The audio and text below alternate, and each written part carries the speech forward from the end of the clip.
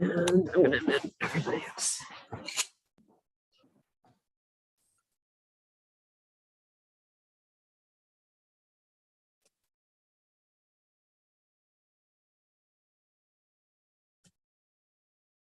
If anybody attending here is going to present, this is going to be the camera that you look at. I'm going to point it over here and you can move up to the front. If you have something to say or just project really loud from wherever you are. Thank you.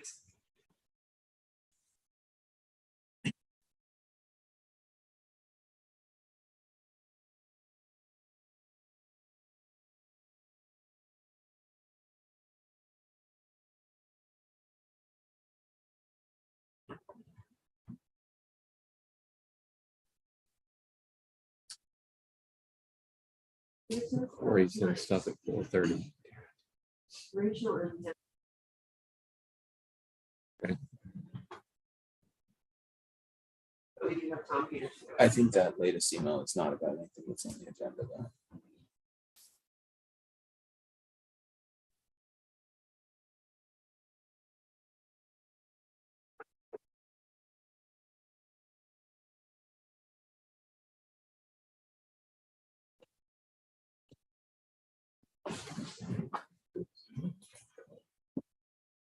Double check one thing on this. Yeah. All right. You don't need to see the giant calendar. Hi, this is John Capel. Could I ask one huge question? It says to put in chat whether you're here to speak or, I don't see a chat, maybe. You can raise your hand. Okay, Yeah, raise your hand when we open the public comment period. okay, it'll be for an applicant, but thank you very much. Thank you so much. Sorry to bother you. Not at all. Is it possible to see everyone on that screen instead of just? When they're speaking and they reveal their camera, they'll all show up Oh, on the okay. screen. So right now, these are the only two people that Yeah, who have their camera. got it. So Autumn, did you want me to turn my camera on or off? I'm here for Ashley. Hi, Kelly. Nice to meet you. You too. You I should can just probably- see my reflection and everything behind you. So I'm like, wow, I look really big. It's a camera section. It would probably be best to leave your camera on. Okay. Thank you. And Rachel Legog is here.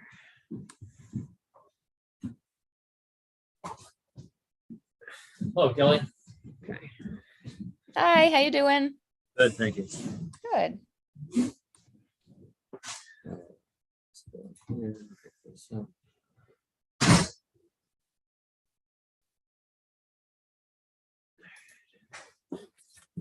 Great.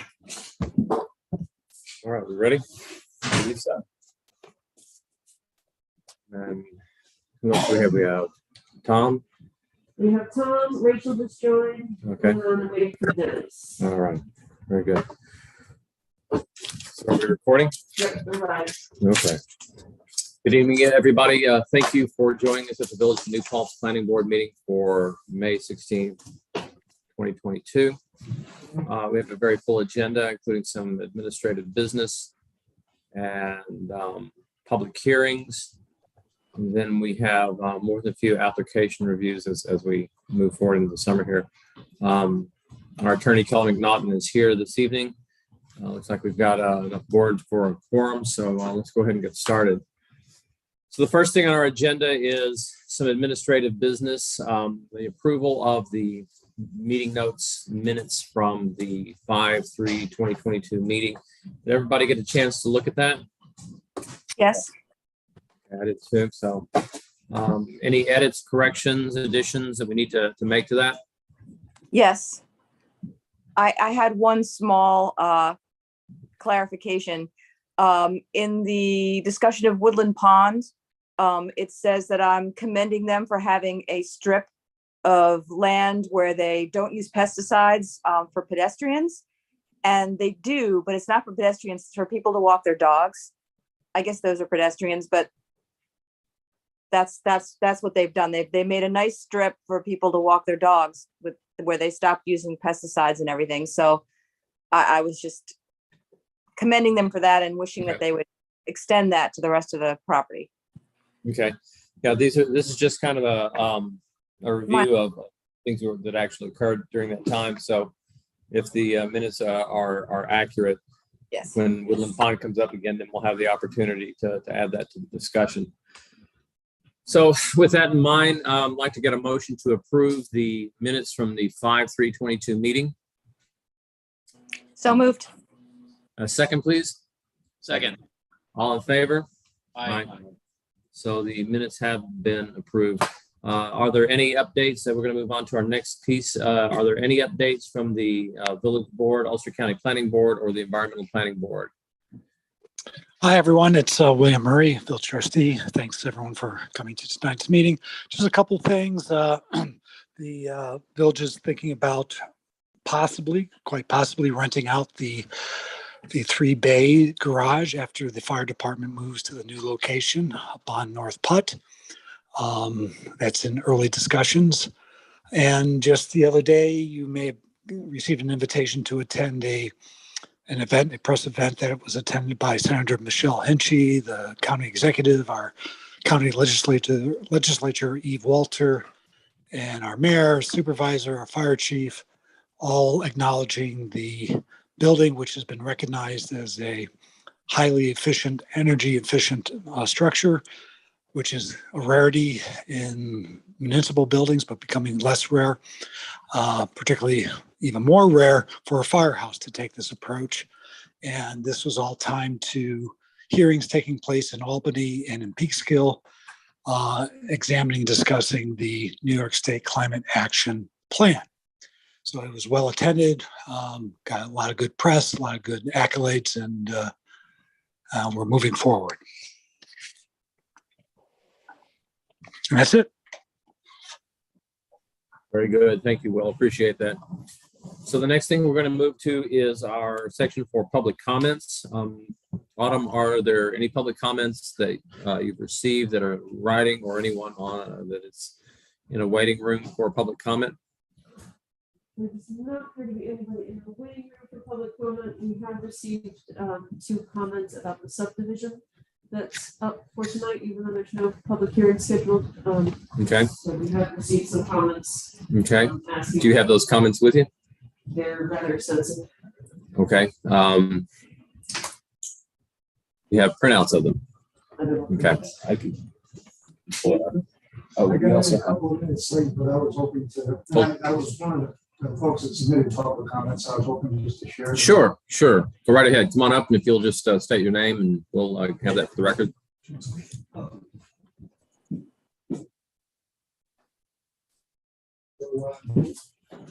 Yeah, I just wanted to express some concerns with the application of PB 2121 for Prospect and Henry Lloyd by the applicant for Niven. I'm expressing some concerns with that application as a resident of Caroline Way.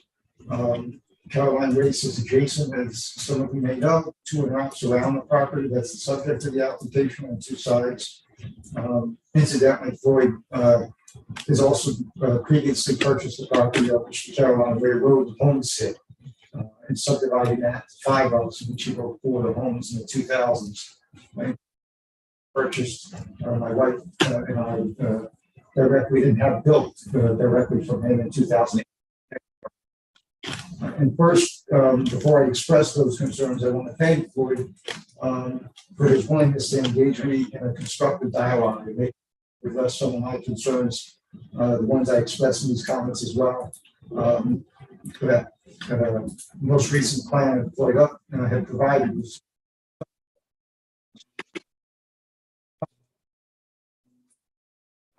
those are the ones I'm sorry I shared with the board on April 26th. And then I hope we can continue that constructive dialogue.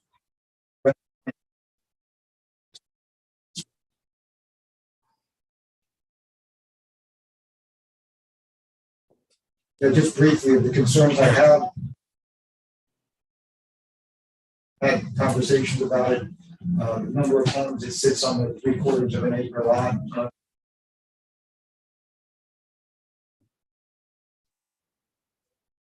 It just seems like a large number of homes to put on that lot.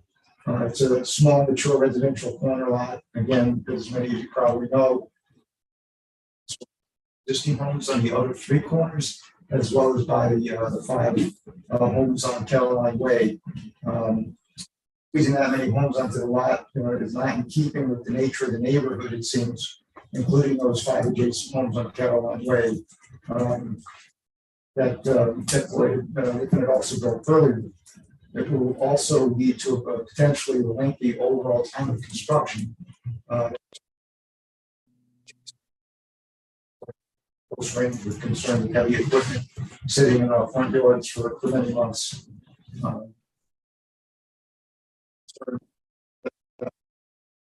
The neighbors, given the topography of the property and the application of the adjacent properties, and challenges with it historically, is the drainage. Southeast corner of the Caroline properties, for example, it took several tries with a large culvert pipe before excessive flooding could be controlled.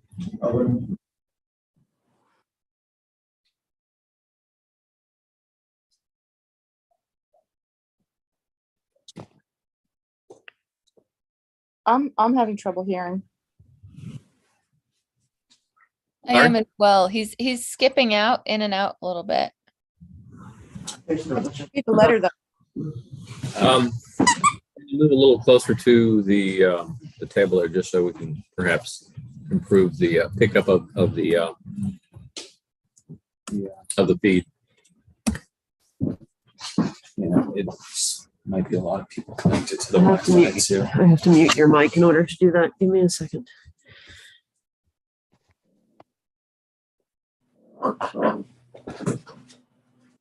You. Right.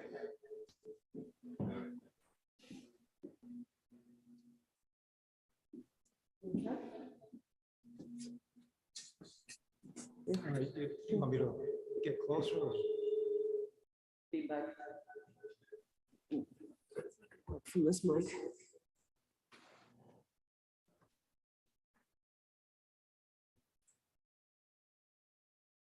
Yeah, mic. Okay, so maybe you should Can you slide. take that over. center chair and then just come up a little bit forward, the one right behind you? The one I right, mean, I just have a sentence or two. okay, Thanks. okay. And just so everyone knows, it's pretty much from the written. Okay. Submitted. So if they miss it, that's where it is.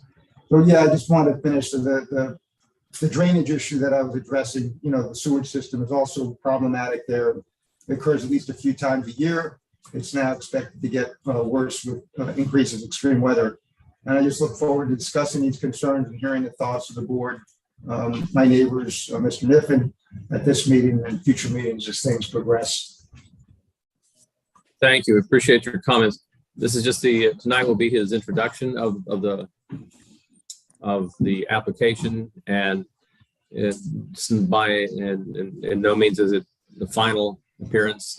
We'll have to go through a number of steps, including seeker analysis, discussion of the subdivision, and so there will be plenty of time to look at this, and that will certainly be noted and part of the record, and we'll add that as some of the items that we'll ask Mr. Niffen about as we move through the progress of this. Okay.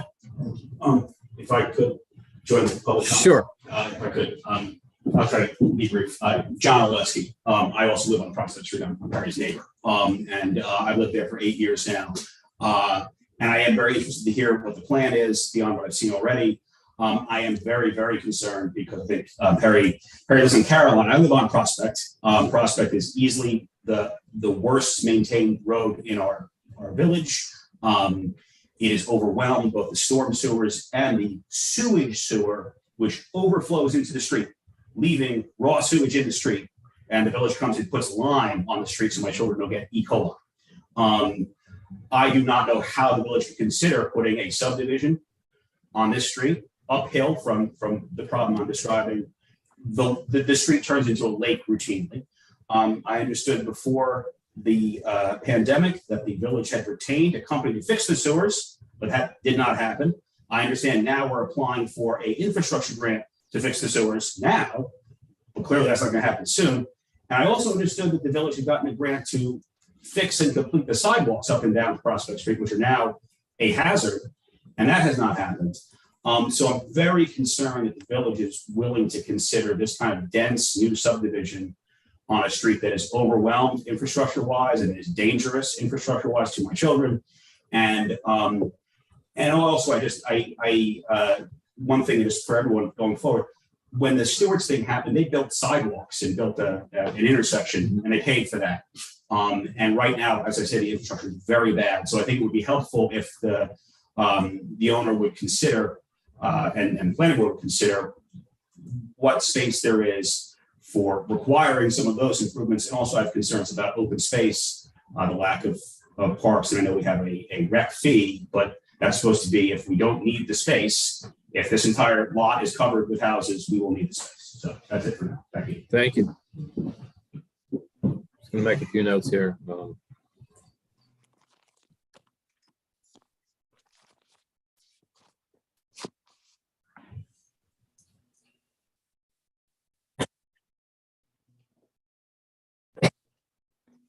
Let's know more about the sewage issue. Sounds very serious. Okay, so thank you, Mr. Lesky. As you know, as you well know, this is just the initial hearing. So these notes will enter into the file and will be kept as part of the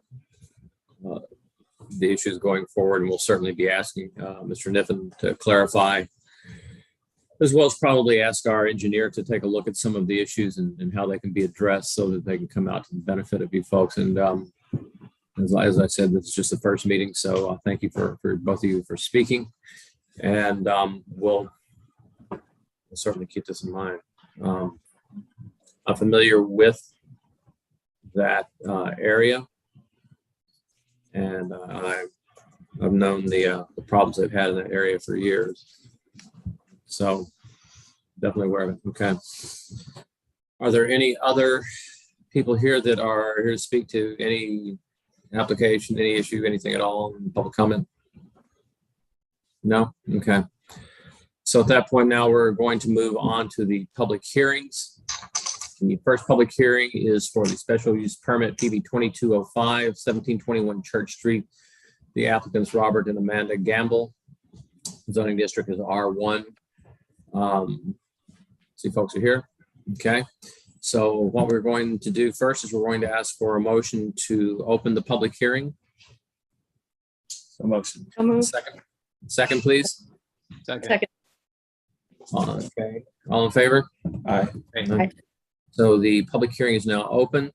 Is there anyone here that is here to speak specifically about this special use permit PB 2205? Hearing none, I'd like to get a motion to close the public hearing. So moved. Second. Aye. So the motion carries. This public hearing is closed. Now we'll move on to the next public hearing for PB 2202. Site plan is the Main Street applicant, Charlotte Guernsey, for the zoning district B2. Like to get a motion to open the public hearing. So motion. A second. Second. All in favor? Aye. So this public hearing is now open.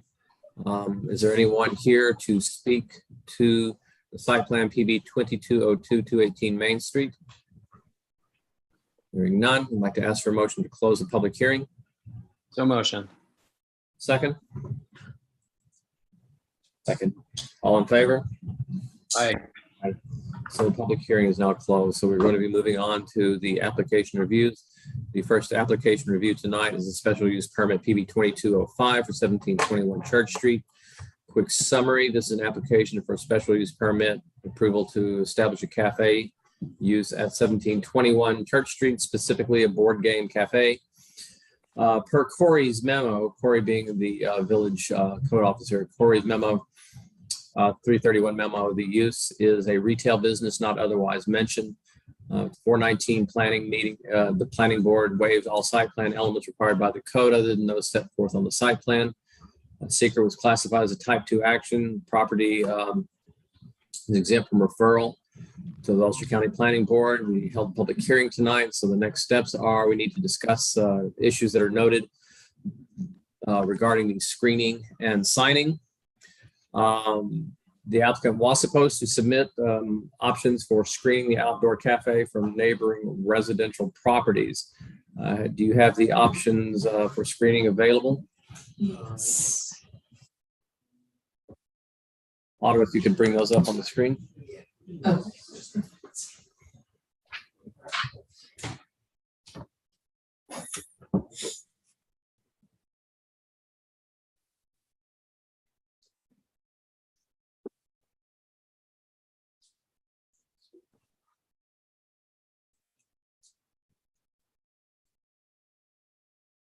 So while we're waiting for that, there was another item here. Applicant should indicate if a new sign is proposed and show a detail that complies with sign regulations. Is a new sign proposed for that building? I think we were gonna go with the same dimensions that the previous cafe used. Okay, And just put a different logo on there, which I had a rough draft of that logo. okay. I'd like to see that, I guess. Yeah, I would like to see that so we can get the idea of the dimensions on it. So we now have on screen the options for screening the against the neighbors. So would you like to go ahead and kind of walk us through these? Yes, so I would like to start with, I'd like to actually go backwards. So we can start with option 3, which is the wood lattices, which was recommended to look into from the planning board. So we pretty much just run those along the side. It's pretty self-explanatory and basic. The second option I found online, which I thought might add a nice appeal and kind of go with the vibe of the cafe that we're going for. And what people ended up doing was they took wood planks and staggered them and painted them in different colors, which we could match with either the deck or the building itself. And then the third option, or option number 1, is stuff that's already there. And I don't know if, Autumn, if you have an opportunity, if you could pull up the picture I sent you as well, because it kind of goes along with that. The Rachel brought up the fact that there was a large space in between the residential building and the cafe deck. And then also that the fact that there's pretty large trees there, which I never got to see it during the summertime. Right. And they grew in pretty thick and they're not done growing in right now. So I think mixed with the wood box planters and the trees, I feel like it could fill in decently well, but that also is up to your guys' discretion. What would be planted in the wood box planters? Probably flowers of some sort. Okay, so they would stay low, like less than 3 feet up, or like how Well, high? would that- so the railings, they're actually there right now. I'm guessing they were using the previous cafe. So if this is the railing, they were on top of the railing, so it added extra height to the railing already The there. box itself is probably about a foot and then the growth of Yeah. the plants on top. Yeah, so it would add that mixed with the tree. Here's the photo behind you. Right. But that mixed with the trees, where the seating would be, it adds a pretty decent amount of height. It adds almost 1.5 feet depending on the flowers and Okay. plants that we use on top of the already fence that's there. Okay, thank you. Any comments from the board? Anyone have any specific comments regarding these? I think a row of sunflowers would do the trick. Oh, that would be, Absolutely. that would Yeah. actually be really nice as well. Yeah. I'd be a little shady in there to. Other That'd be a than lot. sunflowers, they planted them at my They grow house one tall. time and they Wait, had wait, like wait. sunflowers. Wow. Yeah. Okay. Autumn, I'm sending over the logo to you right now. Well, hang on. Let's go ahead and send that over, but let's finish our Yeah, of discussion here. course. Zach, you have a comment? Yeah, I think given this photo, I would be fine with just the planters on top, adding a little extra height to that existing fence. Okay. Any other comments, Tom? Do you have any comment there, or Rachel beyond that? Yeah, no, I like the planters too. I think that's what was there before. So, depending on how high you wanted to go with the plants, I think that would work pretty well and not be obtrusive. Okay. So I think it's the sense of the board that we would like to see the planters there and get flowers in there so we can work with that. Next thing is we want to look at the new sign is proposed. Apparently we have one objection. We we can look at the proposed new sign. So the main difference between this and what the finished product is most likely going to look like is the wreath is not going to be completely surrounding it. It's going to be Dunk's Gaming on the top, and then Gildan Cafe on the bottom, and then the wreath. I'm still working with my graphic designer, but the wreath is going to most likely be in between the lettering, running down the side. Is the sign going to stay in the same dimensions that it currently Yes. is? Okay, that's kind of important, because that does comply with Yes. the code. So if you don't move it, then you're going to be, or if you don't change it, then it's going to be in compliance with the code. Yes. Yeah. So that kind of resolves itself. Kelly, any thought on that? No? Thank you. Nope. All right, so we're gonna go with the sign being the same. Okay. And with the planters. Now, what we will probably do is, based on that, we're going to have, we're going to talk to the board and see if they're ready to ask our attorneys to write an approval of the application. And if they're willing to do that, then those two items are going to be part of the conditions of approval. So you would have to do those before you would get your certificate of occupancy. Okay. So it's just saying that you're going to do it. So, So we would have to have the sign done before we Yes. proceed? Okay. Yeah. Got it. The memo that Corey had also specified that conditions of any approval would be that the outdoor cafe shall be closed to patrons at 9 p.m. No outdoor cooking of food shall be permitted. Operation and maintenance of outdoor cafes shall be in conformity with applicable regulations of the Village of New Paltz Municipal Code regulating health, noise, and licensing. Then we have to have the special use permit conditions, which is what we just talked about. And then change the title on the sheet from existing floor plans to proposed floor plans. So those are all just kind of technical details. Okay. That we can make sure that you'll have a copy of this so that you'll know exactly what's expected of you, so there won't be any surprises. Okay. So what was the last one? I'm sorry. the last one was on your title sheet for the plan that you submitted. With the floor plan? That it said, instead of it saying existing floor plan, to proposed Got it. floor plan. I'll call it tomorrow. Okay. Any comments from the board? No? No, sounds good. Okay, so if that's the case, then I would like to get a motion to authorize our attorney to write an approval of the application based upon the conditions that we have here of the screening being planter boxes on the rails, that the proposed sign will be completed and in place, and it is going to have the same dimensions as the previous sign. That the cafe shall be closed at 9 p.m., no outdoor cooking of food to be permitted, and about the operation and maintenance being in compliant with the regulations of the Village of New Paltz, and the change in the title on sheet from existing floor plans to proposed floor plans. Can I just really quickly ask a question? Sure. The cafe closed at 9, or is it only The the patio. Outdoor. the outdoor? Okay, got it. Yeah.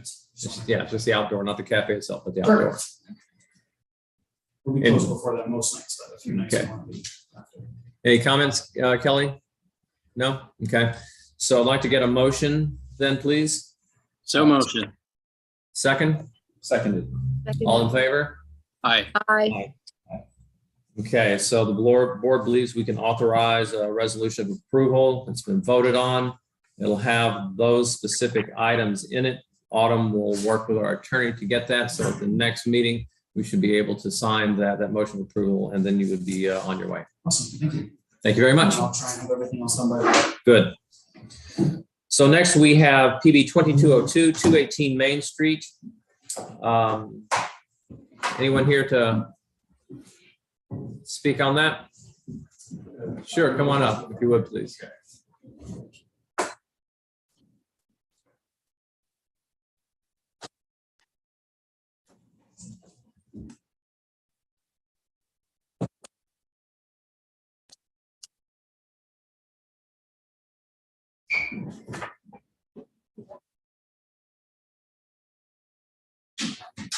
I sent you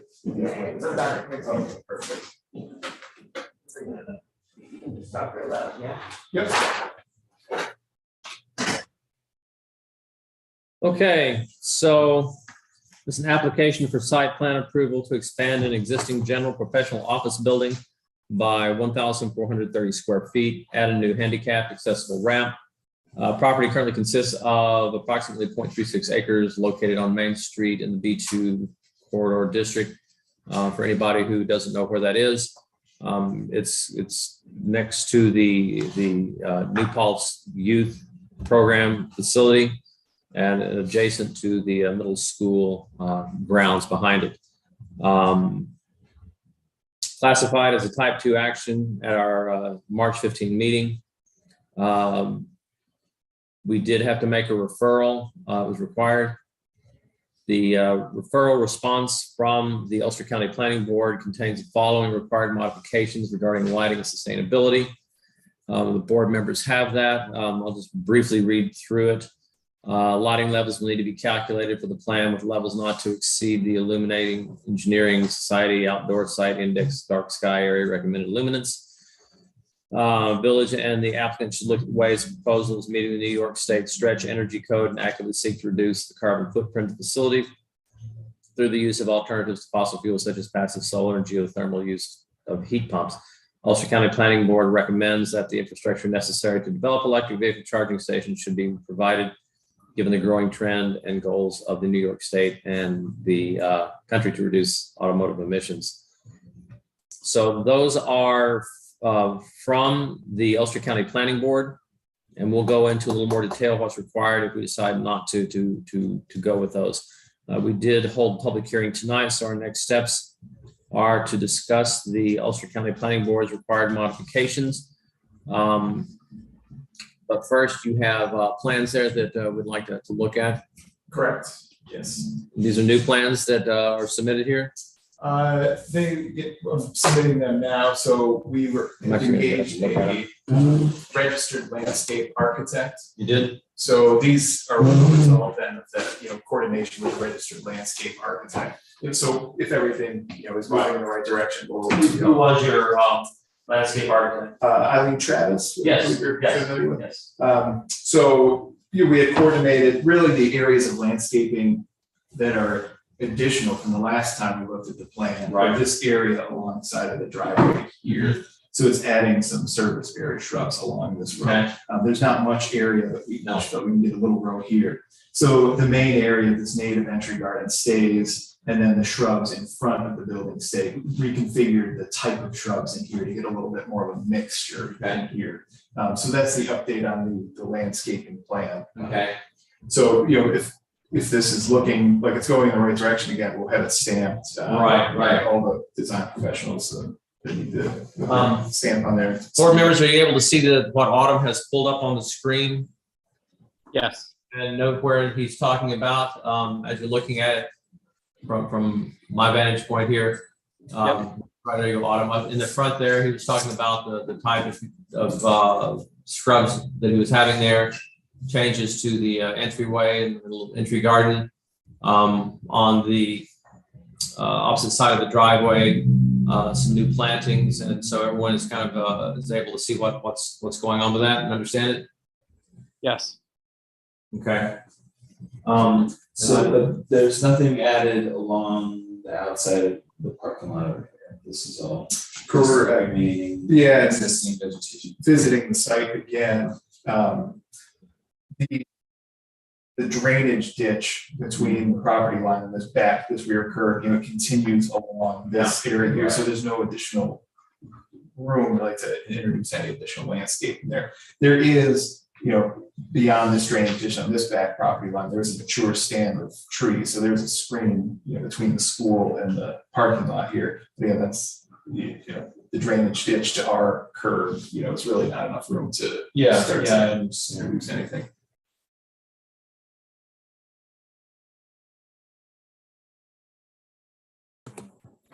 And if I may, Mr. Chairman, Mike Bodendorf, engineer for the applicant. In the rear of the property along that drainage ditch, there's also a drainage easement I'm not sure what the terms are of that easement, but we're probably not supposed to be planting within that easement. Okay. That easement line is shown on the plan before you here. Kelly, can you find out who's has that other part of that drainage easement for us? So we can Yeah. discuss that. Yes, so we can see the terms of it. I think that's important. Could Autumn just point to the line on the screen for where that, thank you. Just wanted to make sure I was looking at the right location. Yeah, at the back of the property, there is the area is fairly swampy. That's where the girls' softball field is, and for many years, right field was an automatic home run if you hit it into the cattails. And it was just very, very swampy out in that area, and it did run back behind. And they had made some adjustments. They filled in part of that area, but it really didn't help that much, except to push the drainage onto the properties that were on Main Street. Okay. Anyone else have any comments or want to weigh in on this?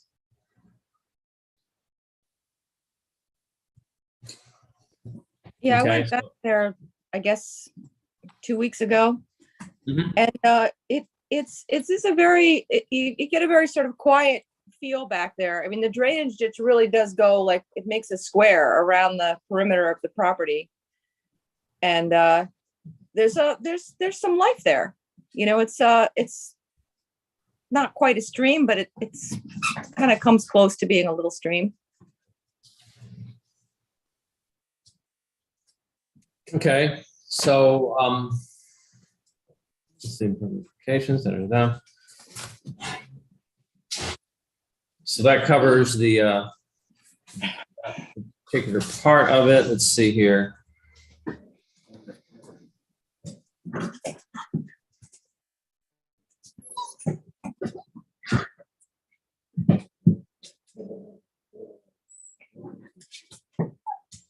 Okay, so let's get to the part about discussing the Ulster County Planning Board's required modifications.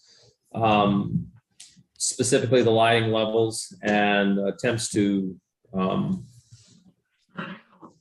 work with the stretch energy code. Kelly, help me with an interpretation here. Are they mandating that the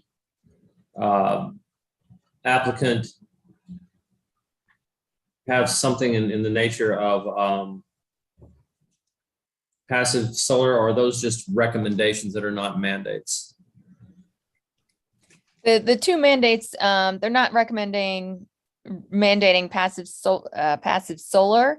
Those are suggestions, but what they are mandating is that the proposal be modified to meet the New York Stretch Energy Code, and like it says, actively seek to reduce the carbon footprint. So those are some suggestions. I don't know which ones the applicant wants to incorporate into their design, or if this board, as you mentioned, does not want to proceed with the Ulster County Planning Board suggestions. You could override them by a vote of a supermajority, or you could comply with them, or if you don't have that vote, they would need to make some modifications in this regard. Okay. So let's go over the very first one, the lighting levels. That seems to be something that would be more easily accomplished. And I guess I can ask you and your engineer. What you got? If that's something that you could do, is as far as the lighting levels calculated to exceed the Illuminating Engineering Society, Site International Dark Sky Association area recommendations for luminance levels. Yeah, we can confirm with the manufacturers. Everything we had picked is dark sky compliant. Okay. So yeah, I can speak with Mike as well. Sure. If we can get some documentation that they are and that they meet or exceed the guidance here, that would be one way to accomplish that very quickly. Okay.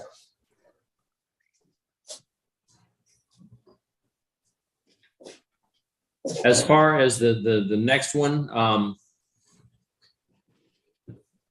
I understand the intent. It is rather vague here. It does not say specifically you shall do X, Y, and Z.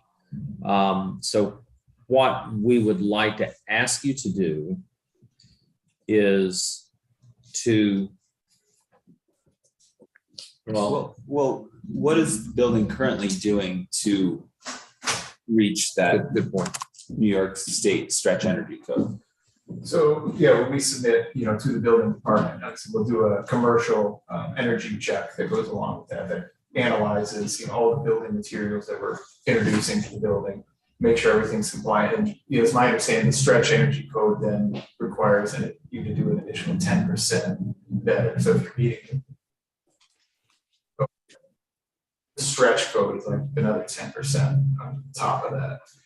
And a few municipalities have introduced that recently. For a renovation, it would be a little bit more complicated, I think, because a lot of the existing infrastructure is, going to be there and that sort of thing. But obviously, any new insulation that goes in is going to help the building. So we're re-siding everything. Any of the new windows will be, have a better U value than what's currently there. As long as the new roofing and everything as well, that will meet the commercial energy code as well. So I guess it's tricky because it's a renovation rather than a brand new building. We would just specify a certain level of insulation. Because it's kind of piecemeal here, we'll have better values where we are touching. And that's kind of the intent, I think, in the renovation code is that if you open up a wall and there's no insulation, then you fill it with the correct, insulation value. So I guess what I'm trying to say is for this renovation project that, that is the intent. We obviously, building code wise, we have to meet the commercial energy code. Okay. And how about HVAC systems? Will heat pumps be used, or do you have something else in mind? I think the systems are still, in the research phase and in progress. And again, because it is an existing building, there will be additional spaces that will, need, heating and cooling. But that decision hasn't been made yet at this point. But again, that, everything would be compliant with the energy code. Okay. Yeah, I mean, I think I don't think we need to, require them to install a geothermal system or something, but encouraging the use of heat pumps might make sense here. So you're going to speak with, you're going to perform the energy audit. You're going to look at what you can do to meet the code plus stretch 10%, and that's going to be turned over to Corey. Is that correct? That would be submitted, right, with the building permit application. Okay. So really what we're going to have to do is wait to see what comes back and what Corey's comments are on that. And he will let us know if it meets the standards and if it meets the stretch code on it. Any other comments from the board? Anybody else? No? Okay. So we're gonna tick that one off as being a work in progress. So at the next meeting, we'll want to hear from Corey, if you get it to him in time for the next meeting, what has been done and what you are going to be doing. So we've been able to look at the landscape issue here, which comes a little bit farther down, and the lighting we have discussed. So the next item is to discuss whether to require street furniture and public waste receptacles. It was discussed at the April 19th meeting and it was tabled until this meeting. For board members, just note that the bus stop is next door to them. It's on the property of the New Paltz youth program. So there actually is a stop with a seat and covered waiting area, and there is a trash receptacle out there, or from time to time. I think it tends to come and go according to the whims of the some of the kids that are in the area. So personally, I'm not inclined to require them to put an extra amount of street furniture on the street in front of their property simply because the bus station is already there and already has some street furniture for lack, for that use. Any other thoughts from any other members of the board? I agree with you. I think what's there is sufficient for the area. Rachel, Tom? Yeah, that makes sense to me. Already a bench there, already a can there, then. Yeah. It'd be nice to have a crosswalk. That's another story.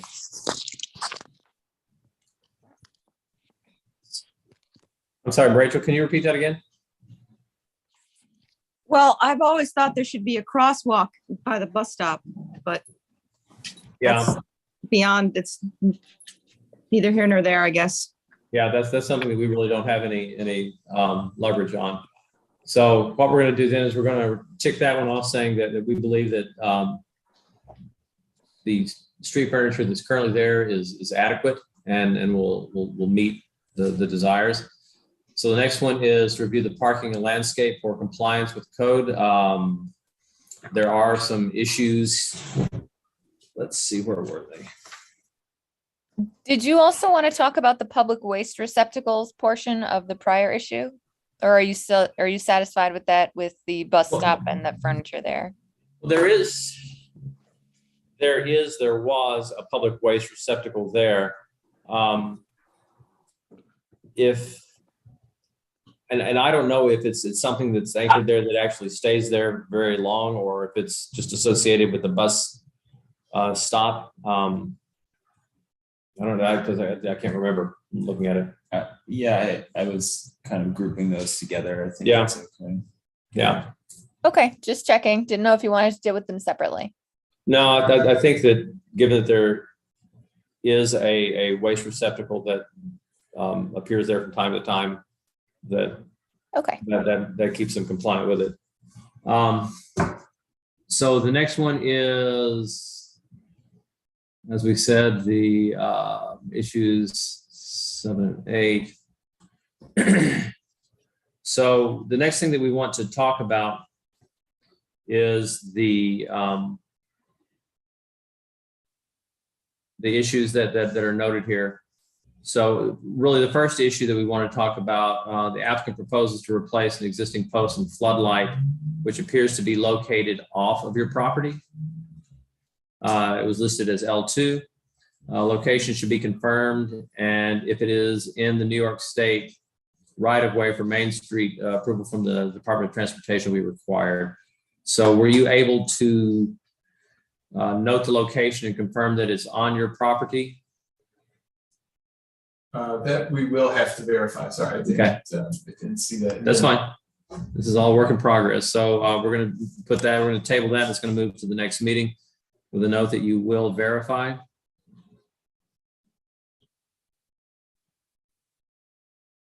Next one is that there's an owner's authorization signed by the owner, LLC 218 New Paltz EXT LLC is needed.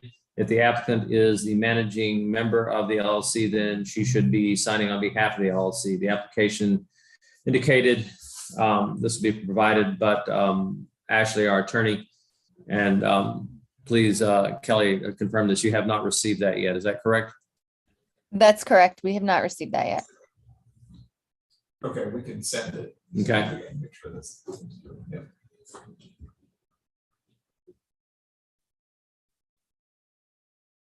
The next one is the village requires the HPC to review the exterior alterations for the commercial uses. The applicant indicated the HPC reviewed this on April 18th. Did we receive, Autumn, do you have did we receive any comments from the HPC on that?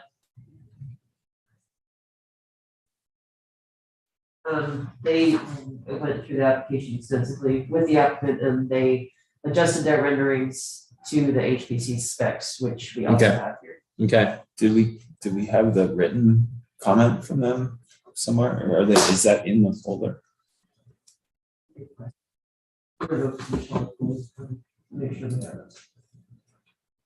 I have the email here. Do you? There you go. Okay. Okay. Yeah, if you would, please. Zach, you want to look at that and interpret it for us?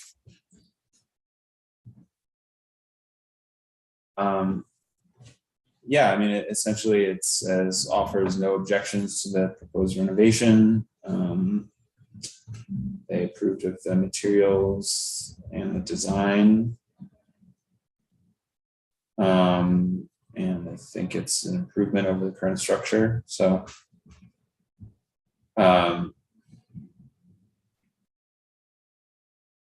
Was a different color roof and some other suggestions about window design. And so I see it said, wondered if the standing seam metal roof may present more mass than is intended.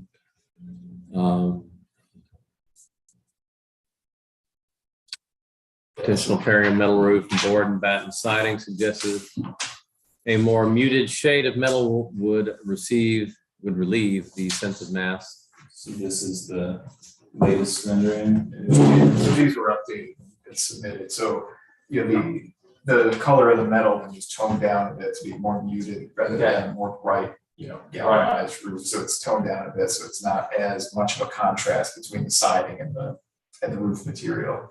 The woodwork around the entry canopy was stained. There was another discussion we had with them rather than painted. They were on board with all the glass in the front. And then we discussed the other windows, the division of the lights in the openings themselves. It's a typical, this, divided light is typical of a modern farmhouse look. So that's why we were keeping it in here. Yeah, it seemed like all their the big one was the roof, which is why we really, we felt like that was very important to address. Yeah. So it looks like they have complied with the HPC recommendations. So let's check off. So the next one is the proposed signage to have a linear LED light recessed in wood frame to conceal from the view. Of course, you confirm this is not internal illumination, which is prohibited under the village code. Did we get anything back from Corey on that? Autumn? I thought he did say that was okay. I think he did too. Yeah, it was a few meetings ago. Yeah. Okay, so that one's done. All exterior lights shall be shown on the site development plan, designed located in such a manner as to prevent objectionable light, glare. Lighting plan prepared in accordance with the Village of New Paltz outdoor lighting standards. And that's something that you're working on still, is that correct? Well, all the lights are shown, and again, they are all dark sky compliant, so it's only going to highlight, the what's Okay. in front of you on the property. But we can get you, we had sent cut sheets for the lights, which we are Right. shown here, but we can get you more information about the. I just think it's dark sky important compliant. that Corey signs off on it, so we can make sure that in the file and the documentation of Okay. the progress of this, he can make a note of that. So so we need to have Corey check up on that. So to make sure it's submitted to him so we can get that approval from him. Street furniture, we just covered that, so that's not an issue. And then we come to the parking requirements. This is a little bit tricky because of the way the parking lot is formulated. Can we go to back to the look at the parking lot? So this is a small parking lot. It says the interior parking lot landscaping. Interior parking lot shall be landscaped as determined necessary by the planning board. So if we can go back to the one there, you go, that one right there. Hasn't popped yet.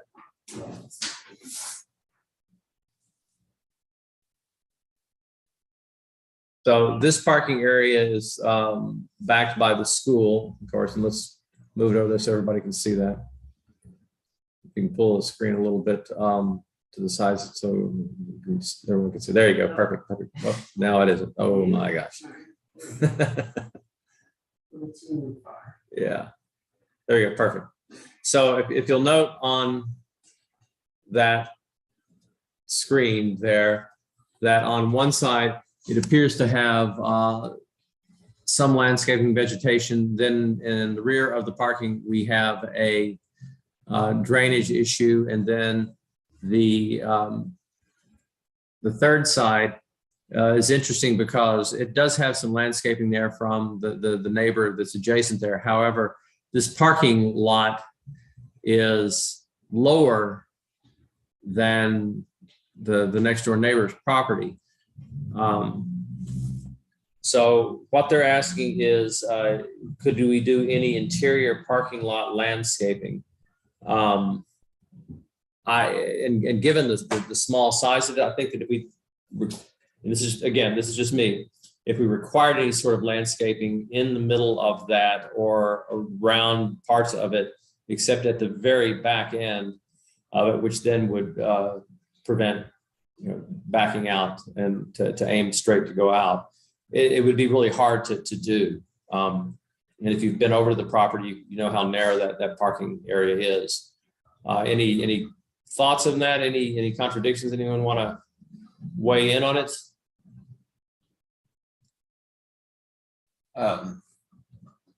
Yeah, I mean, it seems like the addition of those bushes alongside the driveway does help obscure it from the road, which is my main concern. And I think there's enough other vegetation around the parking lot that it's. Yeah, we don't want to okay. have so much vegetation that it causes a hazard for them to be getting out along the driveway. Any other thoughts on the parking lot landscaping? Yeah, I passed by there and it's, it is lower, so it's hard to see. I mean, I haven't seen it with any cars in it. So it seems like it wouldn't take much to really screen the view. But I agree that putting anything by internal, that actually means like within the area of the actual parking lot. I believe that's true, yes. Yeah, it seems like that would be tricky to do. So, I mean, I just don't see how that would work, but. Kelly, are we getting a correct interpretation that internal meant within the boundaries of the parking lot? Yes, usually it means, spaces, every so many spaces are separated by a landscaped island. But as you noted, it's a tight fit back there, and that may make it difficult for safety vehicles as well to maneuver in that parking lot. Well, that's a good point. So my personal thought is that we can't really, they can't really comply with that. There's just not a way for them to actually comply with it. So there's no reason to hold them to that. Do we need to do anything to come to an agreement on that, Kelly, that's official, or? I think we've got basically a poll of the board, and that can be a finding in any future action that this board takes. Okay, so let's just take a poll of the board then. Should we require them to do any internal work, as she said, between the spaces or in the center of it to screen parking, and given that it is a very small space and that it might actually prohibit safety vehicles, fire vehicles, EMS from getting in there? Zach, you felt no. I feel no. Kelly, I mean, not Kelly, I'm sorry. Rachel?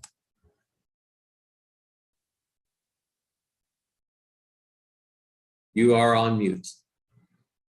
Doesn't the fire department make that determination about the emergency vehicles, or whether they can maneuver inside a space or not, or?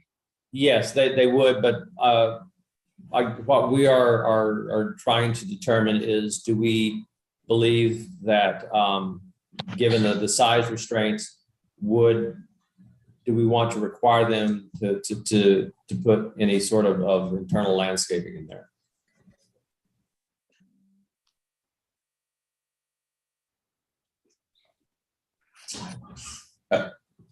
You just need your Yeah. opinion. This is not. Yeah, it's not terribly official. We're just trying to get to poll and get opinions on this. Well, I mean, I don't understand. Is it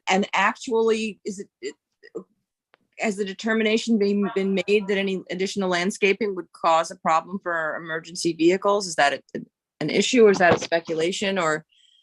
It's just speculation on our part, given how narrow the parking lot is. What are the dimensions of that parking lot, the width of it? The width here, sorry, I don't have that. The parking space, this is 18 feet, which is the standard parking stall. It is 18, 36, and then probably 18 between the and there's two. probably So 20, so 60 feet.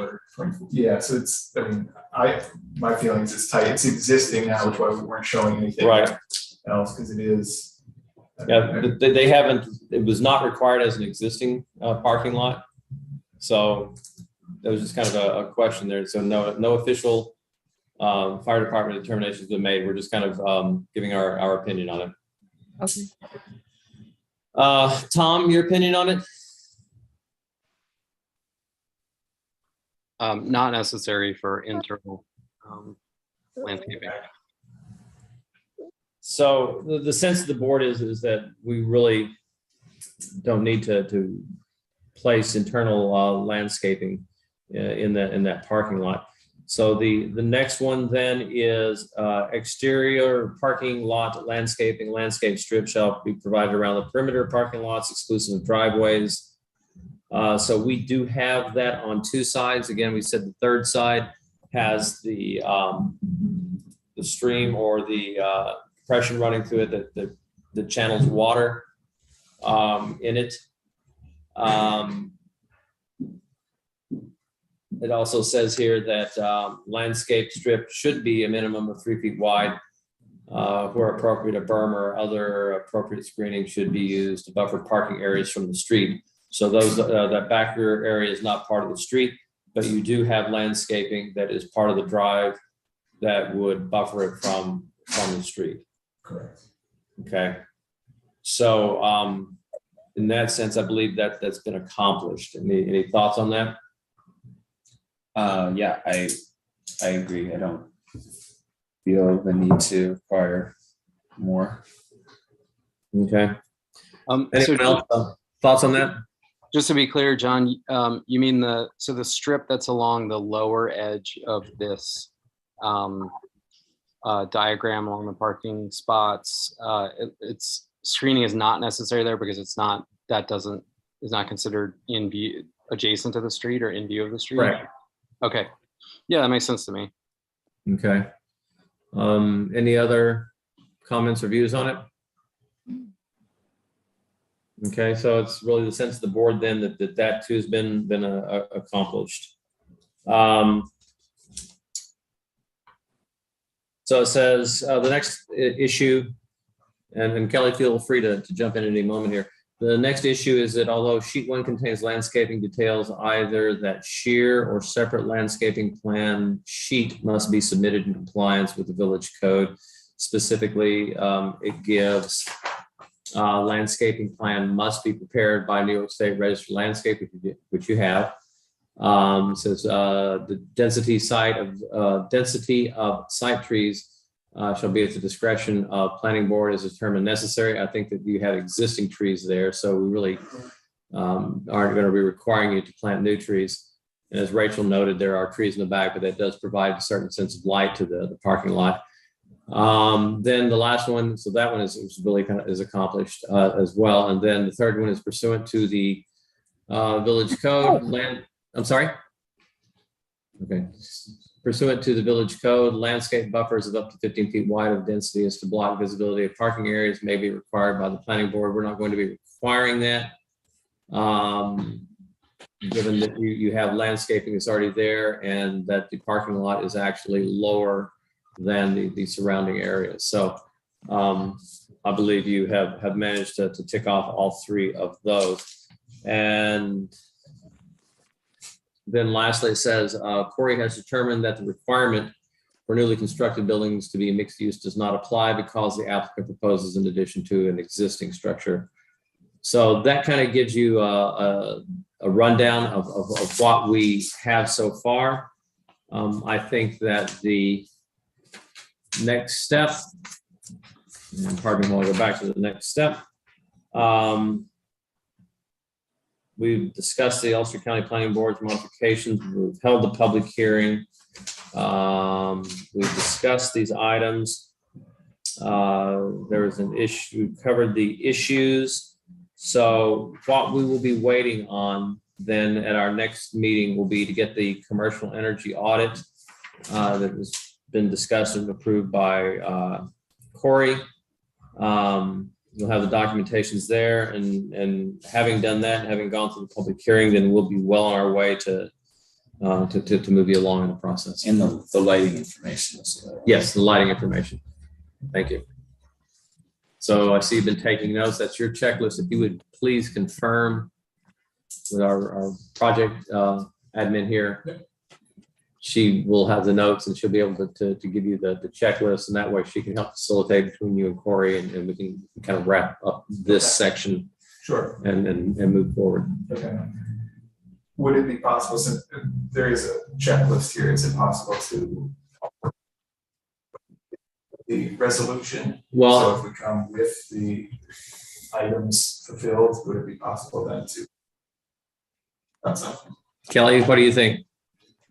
I think it's up to this board. We certainly could have a draft resolution prepared if you'd like us to, but I think that based on the information that's going to be submitted, it would have to be necessarily modified. And we also haven't discussed any or all potential conditions that the board may want on the application. So it would just have to be modified at the meeting if that's what you want to do, or if you want the information beforehand.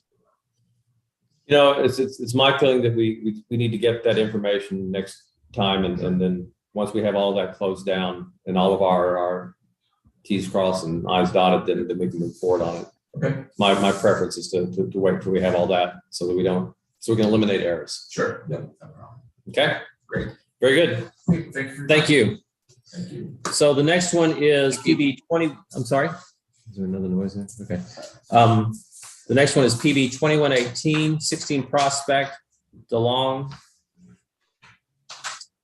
Okay, this is an application for a site plan approval to convert an existing accessory barn with a first floor garage. And second, we did this. It was the back after getting there. Yeah. ZBA. Okay, so you came back with the ZBA. There's an application for site plan approval to convert an existing accessory barn with first floor garage and second floor storage to a first floor garage and entry and second floor yoga art studio for personal use, and to add 442 square feet of permeable pavement for a new parking space with an open wood deck over it. Property located on Prospect Street in R2 district, and is improved an existing one family residence. It was listed as a seeker type 2 action. We'll need to classify that. Got some general notes here, and then we have a listing of some of the notes, and we have some next steps. The general municipal law referral is not required; it's exempt. With the Ulster County Planning Board as a site plan outside of 500 feet of any threshold resource that is a secret type 2 action that meets the following conditions. And it lists the conditions, including no disturbance of one or more acres, which it is not, no structure greater than 100 feet in height, no structure in the 100-year floodplain, not a mining operation, not a building with a gross floor area of 4,000 square feet, not an adult use, not substantial increase in size of wireless telecommunications facility or tower. So the ZBA granted the applicant area variances from the setbacks required under the village code. Applicants seeking to increase the height of the structure, so variances were needed for the setbacks, which are currently pre-existing non-conforming. 2 variances were granted. 1 to have an accessory building 2 feet 5 inches from the rear yard setback, where 23 feet 9 inches is required, and to have an accessory building 13 feet 11 inches from the side yard setback where 23.9 is required. So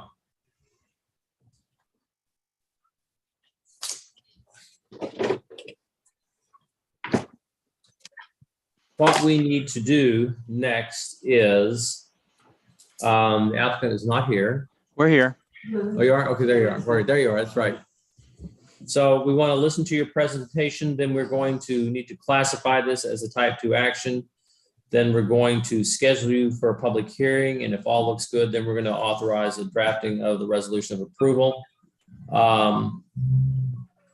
And we're going to require our attorney to do that. So there will be a small escrow required in order to get the attorney to do that, because none has been collected so far. So with that in mind, let's hear your presentation. What's going on with the application?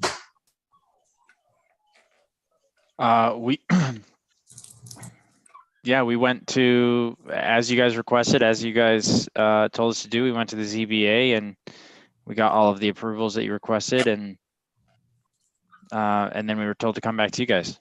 Okay. So has anything changed though with the site plan, or any differences from when we last saw it? No. No differences. Still planning this as a private yoga studio, is that correct? Yep. Okay. All right, so moving on then, what I would like to do is to get a motion to classify this as a type 2 action under seeker. So motion. A second, please. Second. All in favor? Aye. Aye. So this is now classified as a type 2 action. We will need to schedule a public hearing for you. What is the next available date for public hearing? It would be July 21st, but I see from the January 18th meeting that there was a public hearing scheduled for this application before they went to the ZBA. Is that something that? January, did that occur? That's Yeah. Okay. We've had a public hearing. Yeah, they- You have had the public Yeah, hearing? they have. Okay. Yes. So we already closed the public hearing and Correct. then Then it went on to ZBA. Okay, interesting. Yeah, usually we don't do that. I don't know how that occurred, but that's what happened. So that was back in January.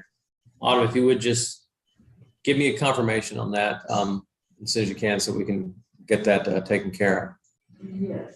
of. So then, based upon all the information we've received from the applicant, and it's starting back in January, and the discussions of side yard setbacks, rear yard setbacks, ZBA, typing it as a type 2 action. Does the board believe that it would like to authorize our attorney to draft a resolution of approval? Yeah, I think so. I'm okay with it. Okay. Okay, so then want to get a motion to authorize the drafting of a resolution of approval for PB 2118 16 Prospect Street. So motion. Second, Second. all in favor? Aye. Aye. So we have authorized our attorney to do that. As I said, there will be a small escrow that'll be required. We're going to get that amount. Autumn will be able to tell you what that is after consultation with our attorney. And we'll need to get that before we can have the resolution appear before us so that we can do an approval. Okay? Sounds good. Getting closer, January to May, we're getting there. Thank you. Okay? All right, thank you, folks. We appreciate it. Thank you.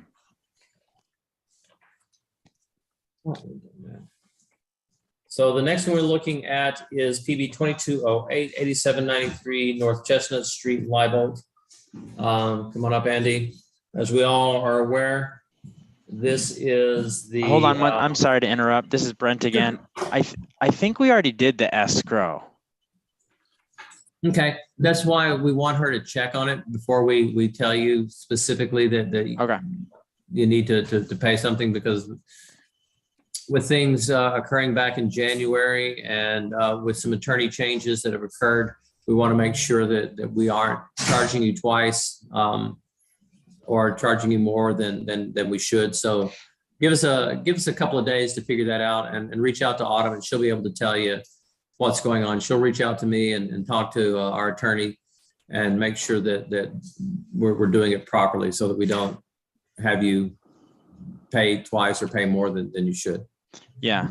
So, based upon that, do we need to wait before holding off on making any changes to the barn or anything like that? Or are we good to go? No, you'll need to get a resolution of approval that's done by this, and then you will need to get a work order that's stamped by Corey, allowing you to go forward with it. So we're getting close. Okay. All right. Thank you. Thank you. Sorry to interrupt.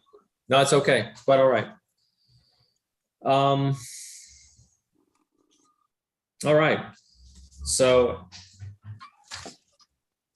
application for a site plan special use permit, approval, retail business not otherwise mentioned, 200 square foot, cannabis 2,000. dispensary with, Missing a zero, it was 2,000. 2,000, okay. Yeah, sorry about that. That's okay. So 2,000 square foot cannabis dispensary with approximately 800 square feet of back office administration and storage space. The SEAF indicates no other governmental agency approvals are required, but the proposed cannabis dispensary will require a permit from the state, and we need to make sure that's a condition of the approval on anything. Special uses are subject to the following standard conditions. In a residential district, the proposed use will serve a community need or convenience. Location, size of the use, nature, and intensity of the operations involved in it or conducted in connection with it. The size of the site in relation to it, and the location of the site with respect to streets given access, such that will be in harmony with the appropriate and orderly development of the zoning district NBR in which it is located. Location, nature, and height of the buildings, walls, fences, and existing or proposed plantings on the site such that the use will not hinder or discourage appropriate development or use of adjacent land and buildings. Operations in connection with any of the special uses will not be more objectionable to nearby properties by reason of noise, fumes, vibration, or other characteristics. Parking areas will be of adequate size for the particular use. Property located and suitably screened, laid out so as to achieve maximum and adequate safety. So why don't you just walk us through that? Sure. So this is part of the retail space for Zero Place, and we've been approached by a dispensary. It's actually a conglomerate of companies who are setting up and running dispensaries throughout the US. They're right now in California, Arizona, Nevada, and New Jersey. They just opened their second dispensary in New Jersey. They contacted us. They liked the space. I did the village mayor just to ask if they would be open to that. He did some research and said that they would be receptive to this, and then told me that there's evidently a local excise tax that the village would get to enjoy as part of this use. I asked them so the company's interested. They wanted to make sure that the use would be granted prior to doing too much development of the space. They sent me renderings of what the space would look like. Actually, these are sample fit ups that are similar to ours that they have. I submitted those for the board to review. It's approximately 2 of the retail spaces, totaling approximately 2,000 square feet. And then part of a third space, which would be used for secure storage of product and back office administration. Okay. Sorry, this is, I had my notes incorrect, so I apologize on that. Sure. So we will need a narrative addressing part 5 of the application, special use permit information. I did submit that. You did? Okay. I think that just came in today though, right? Mm, Or I just No. received it today. Okay, so it appeared on Saturday, so it was available on Monday this week, so Okay.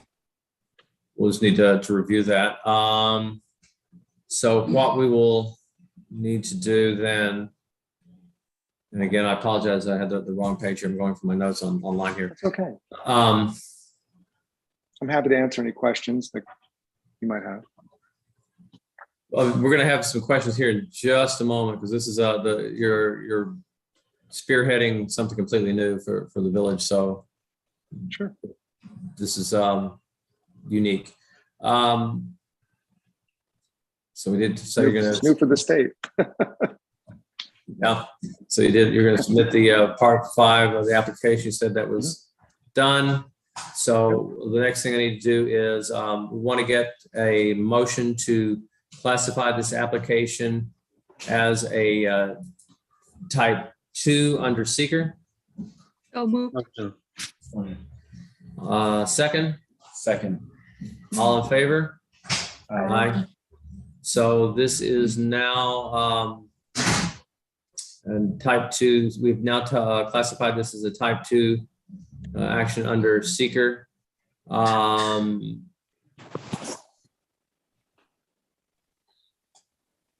We really need to, I mean, do we have any questions right now? I mean, there are some issues that we want to go through here, but do we have any questions for them right off the bat?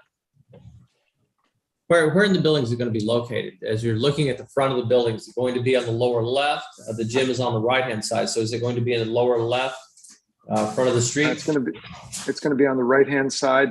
Next to the gym, there's 800 square feet. That would, and again, this is tentative. That would be the admin and storage. And then next to that, there's 2 retail spaces, about 1,000 square feet each, that would be fit up as the front end of the house. Okay. Got it. Oh, so it's in the middle. And the entrance to the building itself for residents is on the side. Correct. So this would take a center retail, leaving these retail spaces available, okay? Yeah. No, okay. And we have a pre-approved use for the corner on Mulberry and the space next to that we're negotiating with. I'm sorry, say that again? The spaces adjoining this, we're working with a pre-approved use on securing a lease right now. We're in talks for a Okay. low impact use. Okay. So, board members, do you understand where it is if you're looking at the front of the building? And that it would be the center of the building and the space not to the far right, but in the center right, plus the adjoining center spaces. Is everybody clear on that? Yes. Okay. Mr. Chairman, just so you know, I'm presenting this space. The space may actually shrink a little bit. Just wanted to mention that to the board. I don't think that would be an issue if it was less space, but I wanted to bring that up.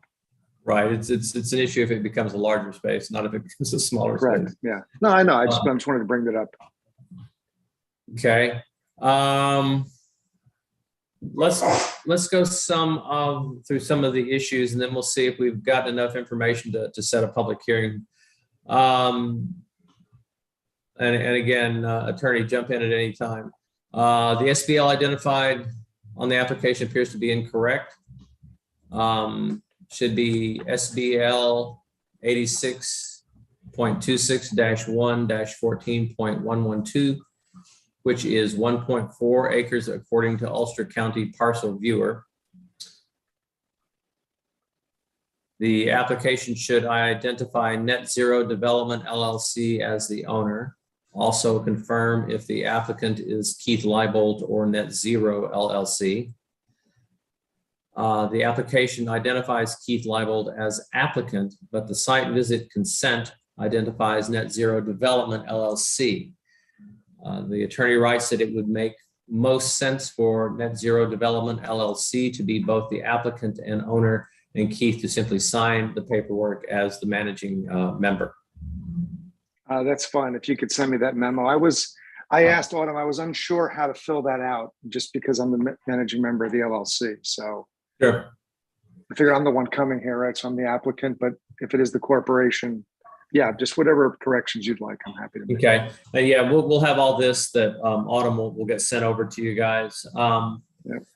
Proxy statement identifies the wrong address and does not identify whom Keith Leibold is giving permission to for this application.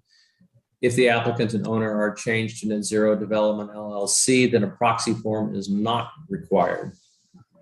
Okay. Yeah, they requested I submit one. So I said, okay. Sure. Yep. The site visit consent and owner authorization forms identify the wrong SBL.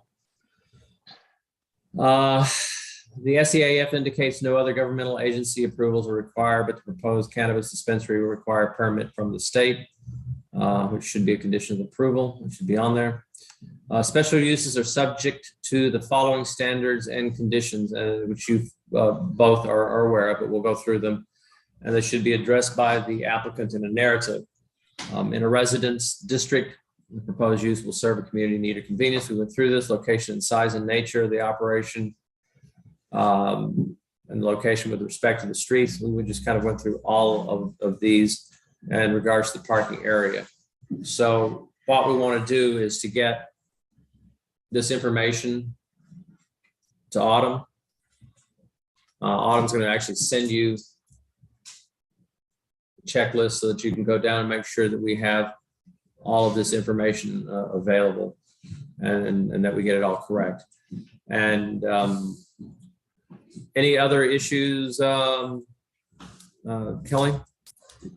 No, I think you touched on them. I think a lot of this then would be addressed by the narrative that came in.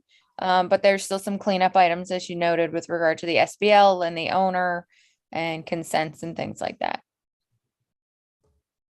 So some technical details there, and then we will start to look at that special use narrative after next meeting.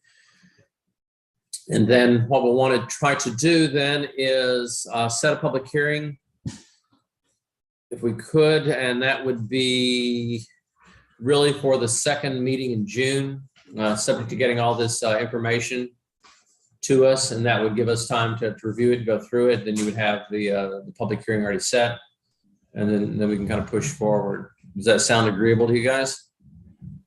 Yes. Okay. Mr. Chairman, if there's any specific questions you'd like answered, please feel free to have Autumn email me and I will try and get articulate answers. I know this is a new use. It's going to be rolling into the state shortly, so we can get ahead of it. I was surprised they contacted us. When I put that no other governmental approvals would be necessary, I thought that was for the special use, not the actual retail use. Obviously, that's the state permit. They're willing to hold the space down until those permits are issued, and they know it's going to be at least 8 months. Okay. So. Yeah, it's fascinating. I guess, in general, I mean, just why did they decide that area as opposed to downtown? I mean, these don't have anything to do with the permit itself, but just kind of curiosity. I'm sure there will be a lot of questions kind of related to that. Why New Paltz, why now? You know, why this particular space as opposed? But those are things.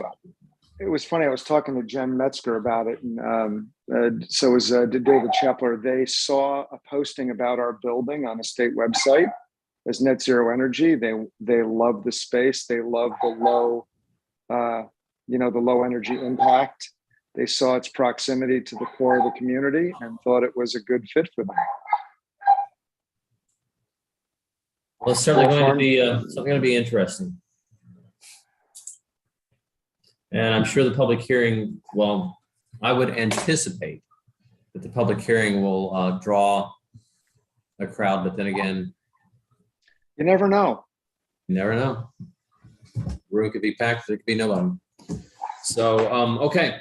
So, like to get a motion to set a public hearing for the second meeting in June, which is The 21st, I will unfortunately not be here, but I will tune into this one.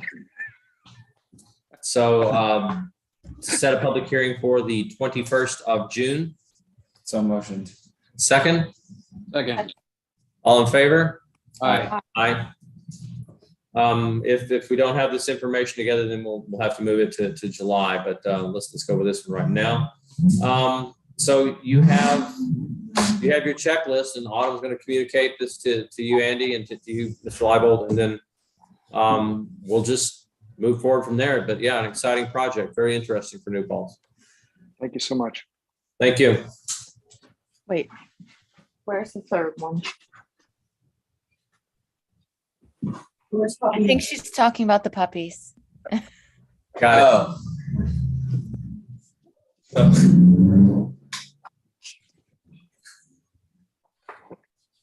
Okay, so moving on, PB 2204, formerly PB 1911 for 184 Main Street. Jamal. Good evening. Good evening. Oh.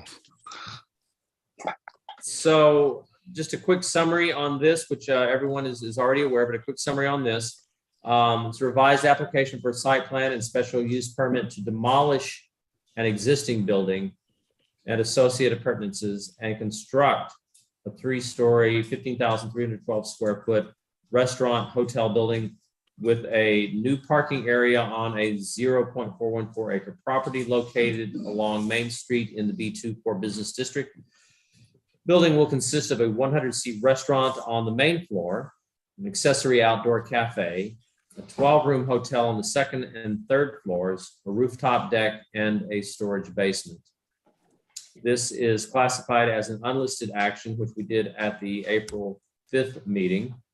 The property is located on State Route 299 and is not exempt under the agreement with the Ulster County Planning Board, so there will be a referral required.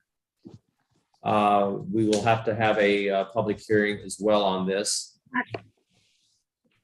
And the issues. So the next steps, actually starting with the next step. So let's move down here.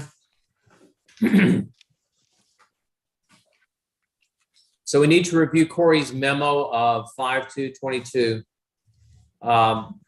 We need to review the streetscape area with proposed bike lane and plantings for the appropriateness and compliance with village code, which provides as follows: streetscape standards for alignment with community's complete streets policy. Site plans should include a broad sidewalk, street trees, bicycle lane, as such policy is provided in the town of New Paltz and village of New Paltz, December 2017 resolutions regarding complete streets. Send a request for information to the DPW supervisor for comments on the code, which provides village engineer or Department of Public Works superintendent will determine whether there is adequate water and sewer capacity available for all newly proposed buildings. Third, direct applicant. We are going to direct you to submit a part 5 of the application for each special use permit required, together with the fee of $350 per each. Corey's memo notes that the SUPs are required for first, the restaurant, second, non-residential use on second floor, and third, the roof deck. It appears a fourth SUP is also required for the hotel, which is identified as a special use in the use schedule. We're going to need to discuss a stub connection requirement with the applicant, since it is not shown or stated in the plans. Just to note, stub connection to access future parking in adjacent lots is required unless conditions do not permit safe or strict compliance as stated. Except where physical constraints, site configuration, or safety considerations preclude strict compliance, all parking must be accessible by driveways to the parking lots of adjacent non-residential uses and land zoned for non-residential uses. That would be interesting, because the adjacent parking lot is much higher. Yeah, I think it's about a foot and a half or so higher. I think I think in the back, it's even higher than that. So, yeah, that's interesting. Okay. So we'll need a detailed drawing of bicycle racks for review. We have a parking deficit of 17 spaces. And any alternative plan to provide appropriate amount of parking or to seek variance. I would assume that you're going to try to work with the parking lot adjacent to you for parking. we submitted a parking narrative to Autumn yesterday. I'm not sure if it made it to anybody, just sort of totaling the on-street parking available both on Main Street and Center Street within the 400-foot diameter of the site. In that analysis, we are we have overall 75 spaces that are available to us. In that it's sort of following 21243G29. Okay. Yeah, that's something that we'll certainly want to look at a bit more closely when we get to that point. Okay. Yeah, that's okay. We'll need to ask you regarding signage and its compliance as well. And oh yeah, one of the things I wanted to note is that this is going to be a fairly detailed application. There are going to be lots of details, and it's breaking ground like the last application was to benefit the board and to make it easier for us. We absolutely need the information to our engineer so that she can, our project coordinator, so that she can actually get us the information coordinated. We need it really on the Wednesday before the meeting. And if it comes later than that, it's really difficult for us to incorporate it because it becomes last minute and we're not able to actually look at the information in any sort of reasonable fashion. Don't want to place a burden on you, but by the same token, I don't want the burden placed on the board because you guys are professionals, we're volunteers. So, we need a little help here. So if you could comply with that, that would be greatly helpful. Absolutely. No, and I apologize. I got the parking narrative to Autumn late in this process, but just sort of figured I could throw it in if it was a one-page scenario. But moving forward, certainly we'll get everything to you in advance. I appreciate that. Because our attorney puts together some notes for us to discuss and to help us move the meeting forward in a progressive and logical fashion. If we get it later than that, then we just can't add it. So enough said. We know how to do this. Then we're going to discuss whether to require street furniture and public waste receptacles. So those are all things that we're going to need. Now we do have some issues that were previously raised in our April 5th comment memo, and they still remain outstanding. And we'll have to make sure our attorney can confirm this. They still remain outstanding. Special use permits required for non-residential uses, as well for the restaurant and hotel uses. Plans should contain a use table or otherwise indicate all the special use permits that are required for the project, and the applicant should submit a separate Part 5 narrative for each special permit required.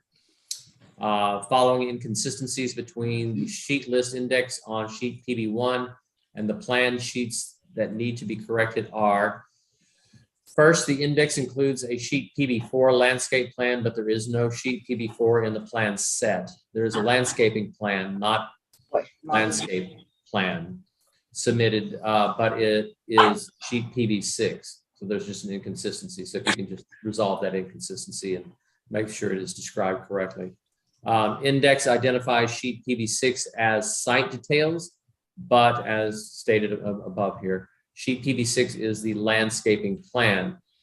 Sheet PB7 is site details plan. Again, just an inconsistency.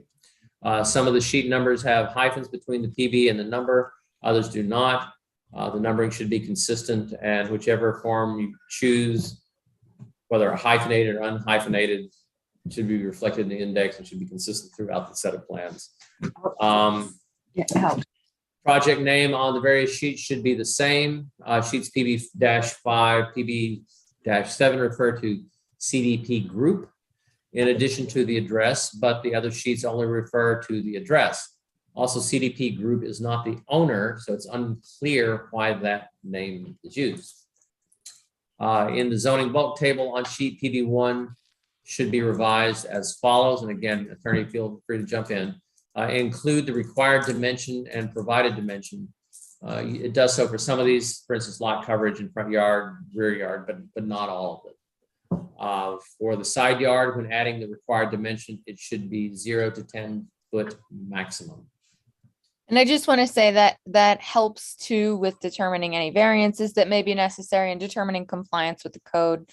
I see John's on, so I know John knows what we're looking for and what we're talking about, but we just want to clear these up so that it's clear for the board and anybody who comes in to review it. Absolutely. Yeah, and that way, when the attorney looks at it, they can say, oh, they need a variance or they don't need a variance, and it'll just help facilitate things.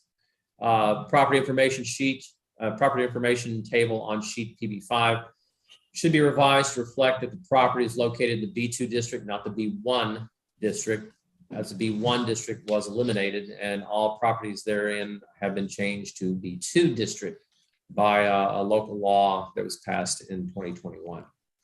I want to just, I apologize if I may interrupt. I had submitted initially incorrect civil sheets from Willingham Engineering, which then Matt Town alerted me and let me know. And I resubmitted, but I may have already sort of initiated the process. So I believe Willingham Engineering corrected anything that was incorrect on their drawings. Sure. So I'm just gonna, just to make sure that they're just small technical details that occur usually with most applications, and just because yours is more detailed, there are more of them. Understood. It doesn't indicate anything other than that. I just don't want Andy to think I didn't, you know, my fault, not his. Appreciate it. So, as noted above, the village code requires the Historic Preservation Commission to review the proposed demolition of structures in the B2 district. Although I think we would all probably volunteer to pull a nail at that place. As noted in Corey's memo of March 15th, revised owners authorizations are needed. In addition to the changes noted by Corey, the authorization should be granted, should grant authority for special use permit. It currently only identifies the site plan and area variances. So that's where we are on that. Let me go up and check, make sure that that covers everything. Yeah, so we need to get that, and it's after we get that and get all these cleared up, then we can move forward, discuss it, set public hearing, and press forward. Now, there is a piece of interesting information. I need this for the board. There was a discussion regarding whether hotels permitted on the third floor, or because there's a restriction that limits development in a mixed use requirement. So Corey's determination was that a hotel is permitted on the third floor.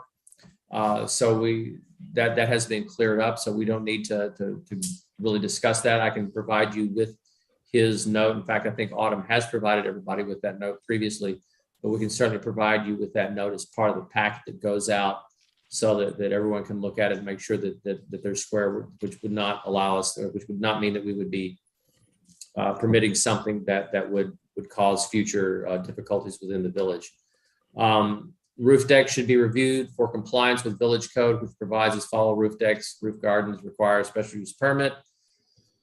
Under no circumstances may roof decks or roof gardens surpass their maximum occupancy load. It talks about the load, the deck area, how it can be, may not be greater than 65% of the available roof space, and non-deck areas must be positioned as buffer between deck areas and nearby residential neighborhoods. And you do have a residential neighborhood across the street where main course goes and the street going down.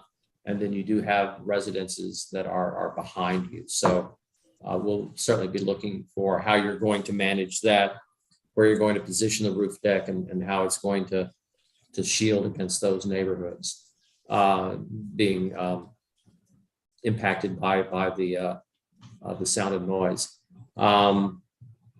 There will also probably be some restrictions, such as we will probably make restrictions regarding, say, live music, speakers, things of that nature, so that it will be consistent with the restrictions that we placed on Zero Place. In fact, you might, Andy, look at that as a model, because that was quite a long discussion and difficult to make sure that, and Michael Zoller did a very good job, so you might even talk to him about it. But there are restrictions on hours, there are restrictions on live music, there's restrictions on what events can be held up there, speakers, a number of different things that went through there. So you might look at that as a model. As a question relative to that, is that something that we would want to produce as a narrative, sort of describing? Yes. Okay. Yes. And the more you put in that narrative, the better, because then hopefully it will be complete enough to pass an inspection by the board, and we won't have to add things and come back with a new narrative over a period of time, instead of having small pieces here and there. Let's see here. Deck areas may not be greater than 65%. We did that. Garden areas or combined garden and deck areas may not be greater than 85% of the available roof space for the deck area if part of a combined deck and garden does not surpass 65% of the roof space. So that just kind of gives you a brief outline. That is some information we will need. So what you have at this point, I believe, is a checklist of things that need to be completed, that we need to get back. Our project coordinator can certainly get all this information to you over the next day or two, and hopefully we'll be able to give it to you all in one, so that it'll be easier to track for everybody, because then the responses won't be multiple responses over the same topic. It would be easier and better for the board if we could have all responses in one, as opposed to 10 different emails on responses. It's just difficult to look at it in kind of a logical sense. That would be very helpful if we could, obtain that checklist, then we will submit a response to each of the issues and an index of where on the plan it is reflected. Yeah, that's exactly what we need, and that will really be helpful. So absolutely. That's kind of where we are. Board members, anything? I know this was just kind of a technical review of information that was needed. It wasn't really getting to the heart of what's it going to look like, and is it appropriate, and what we want to try to do to help manage the process. And I apologize that it was just really a technical summary, except when Andy was thrown under the bus. Any questions by anybody? Nope. Ernie, do you have anything to add to that? No, I think you touched on everything, all the issues that we had. So once that's able to get over to the applicant, we look forward to the revised submission. I did want to talk about the parking a little, and this like stub connection requirement. I think it would be valuable for the parking lot to contain a connection to the convenient parking lot. I mean, it's good for high density use like this to have more than one egress. And I mean, there's also the other issue of just, the B2 code really is encouraging the hiding of parking, putting all the parking behind the building. Yep. And right now, that having that whole line of spaces like right out in the open, like breaking up the main street facade, I see that as kind of problematic. So I think that there should be I'm not sure what the solution is. Maybe the building could be rotated 90 degrees and have it with a pass through to get to a rear parking lot. But I think that right now it's not really following the spirit of that B2 zoning. If I may, may I comment, or I'm sorry, I don't. Sure. I understand what you're saying, and the parking, I guess, is technically slightly behind the front of the building, in a scenario that is not entirely dissimilar to what's existing now, although the current building is sort of smaller and not, at least as hopefully as engaging in its appearance. Rotating the building presents certainly some complexities as far as getting the drive lane in. It certainly, we did study it early on in this process. I believe that, or I guess I don't experience that location of the street as this phenomenon of sort of like a wide open parking lot design, you know what I mean? Or I don't perceive that the experience of 184 Main Street is sort of in contrast to the spirit of the law there. But I also think that potentially sort of sufficient screening in front of that sort of, so we have we have the building, we have the drive lane, and then we have the parking lot. If we are sort of sufficiently screening those parking spots with vegetation or things of that, or, I guess let's just say vegetation. I think that it's not, I guess if the whole thing was sort of, if the parking lot were rotated and it was this sort of large swath of parking, I may disagree. I may, be inclined to think that that's problematic. Visually, I guess it is to the side, but it seems like it's remediable with screening and such. Well, note that tonight, one of the previous applicants, we talked about some requirements in the district where there would be screening and that there would be other applications to lessen the visual and noise impact of parking. So just be aware that that's coming up. So you need to be able to thoughtfully explain it, and reaching out to Zach to get his ideas in a more concrete fashion might be helpful. Absolutely. Sure. Yeah. Happy to think over it. Because it's an odd location in the sense that the convenient deli parking lot is higher.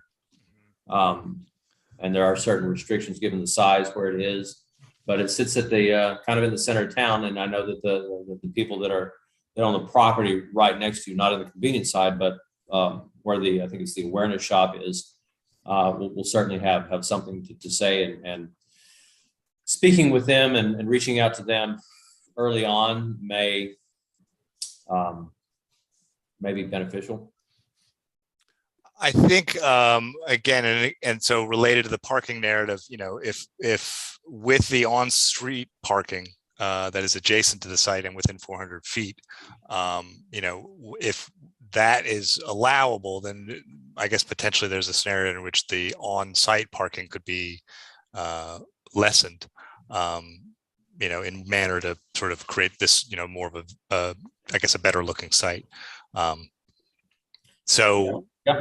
guess that's a point for discussion Right. among us internally. Excuse me. And you might want to look in agreement with the parking lot next door to you to see if they are willing to give you options for parking there, which might then lessen the impact on your property. But Corey ultimately will have something to say about the location and the count. So we need to get this all on paper so that we can start looking at it in a more concrete fashion. But that's kind of where we are right now. So you guys will. I apologize for my coughing. So you guys are going to send us a checklist of items that you went over tonight. We'll respond formally, certainly, and then at a time frame is a week prior, the Wednesday prior to the meeting, that gives you guys sufficient time to review. Correct. So if you want to be on our next meeting to review this, then what we need you to do is not next week, but the week following, because it's one of the peculiar months, I believe. We're going to need, actually, let's give you an idea. We will need it by June 1. Okay. Because the first Tuesday that we will meet will be June 7.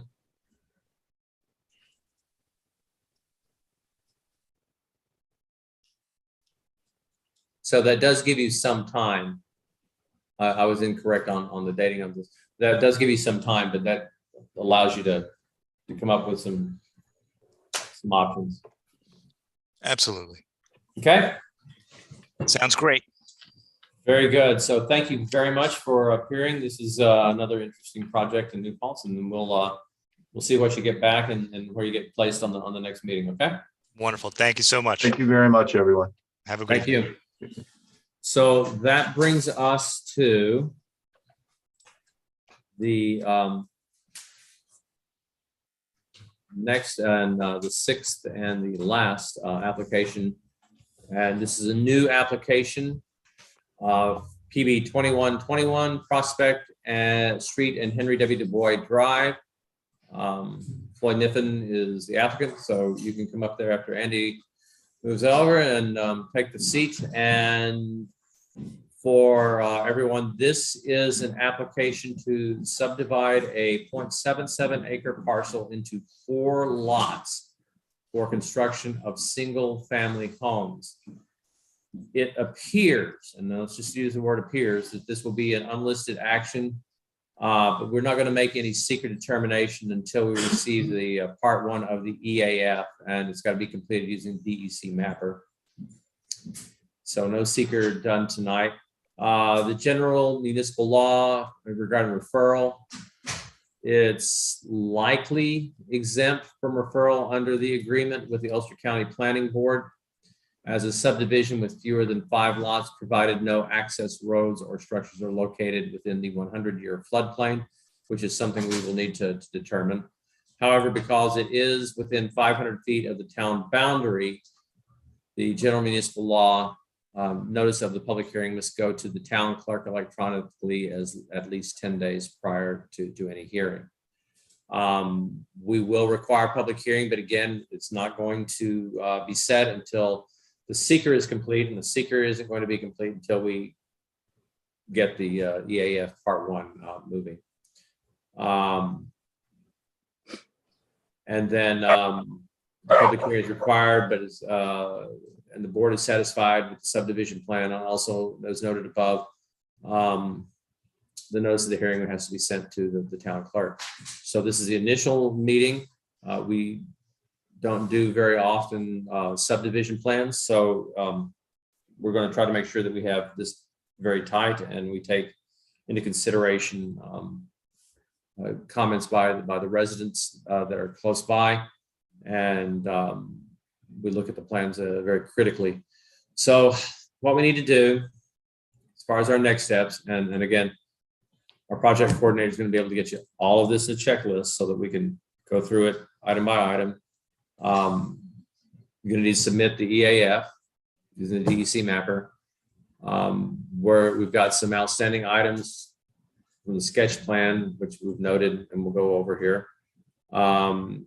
Then after review of a satisfactory sketch plan, since the subdivision does not involve more than 4 lots and contains no new streets, so long as the land is, quote, not subject to limiting physical conditions such as shallow depth of bedrock or extreme wetness, the planning board can waive the preliminary plat requirements and permit the subdivider to furnish the information that's specified in the specific law there, or code actually. So those are just kind of the next steps. We haven't set any hearings, we've not made any decisions, and again, we'll have the attorney hop in whenever she feels necessary. So we come to an area of issues. There are more than a few issues that we'll need to clear up. And again, this will all be sent to you and available so that you can look at it. So the first one, the sketch plan does not comply with the requirements in the village code, which require the following. Map of the location of the tract with respect to surrounding properties and major roads. Such map to be at a scale of 2,000 feet to the inch. It shall identify all property in the vicinity of the subdivision held by the subdivider. The location. I think this might be from the previous meeting. I seem to remember this from back in the fall when I submitted the sketch plan. I mean, this does seem like a site plan that follows that. Does it? Okay, specific. yeah. All right. My sketch plan was a sketch, so to speak. Right. At the time, this was submitted as a survey. Okay. Plan. Okay. So I think maybe these comments might be outdated, and if there are new comments, All right, let's see here. So we're gonna need our attorney's help on this. Do you have a copy of that, or are you referencing the sketch plan and we have the actual? I think we might have been, but worst comes to worst, I'll make sure Ashley takes a look at this tomorrow. And if there's anything new or like a checklist as well, that may be something that we can work with Andy on, and so that the meeting is productive for the next time, so that he has everything that he needs to submit revised plans. I'm not quite sure which plan she was looking at when she put this together. Okay, yeah, that is a problem. Let's go through these and just make sure, Floyd, that we're going through this correctly. It's just been a while since you were here, and unfortunately, I did not get a chance to study it quite as carefully as perhaps I should have. Existing restrictions on the use of the land, including easements, covenants, zoning lines, street lines. Applicant should confirm whether any existing easements or other restrictions exist. Paved private road, Caroline Way, noted on the map, but its bounds are not clear. The legend should define what bold red lines show. So I guess maybe she was talking about this. Yeah, and this is the paved private road. So yeah, these are all issues related to this survey site plan.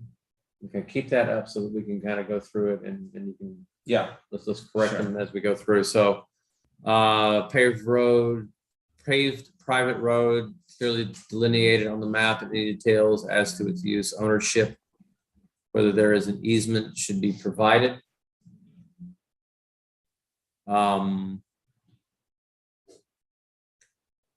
Ulster County parcel viewer indicates Caroline Way ends at where SBL 86.34-8-2.2 meets -2.3, but it's not depicted on the plan.